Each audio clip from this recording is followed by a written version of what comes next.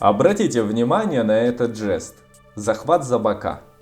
Подпишитесь на канал, чтобы иметь доступ ко всем жестам, которые помогут вам понять человека, а не его слова. С вами словарь жестов. Когда одна или обе руки крепко прижимаются к бокам, список возможных объяснений ограничивается тремя типами поведенческих реакций, два из которых оказываются неизменяемыми. Первая поза, когда используются обе руки, это следствие состояния мимолетной депрессии, ставшей ответом на какое-либо событие. Две другие позы, заключающиеся в размещении кисти левой руки под правым плечом и кисти правой руки под левым плечом, являются неизменяемыми.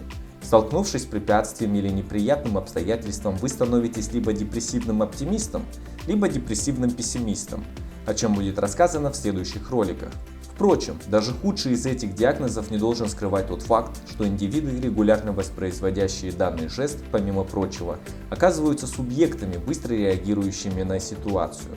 У них всегда остается достаточно энергии, чтобы с честью выкрутиться из тяжелого положения. Для большего ознакомления с данным разделом прочитайте эту полезную информацию.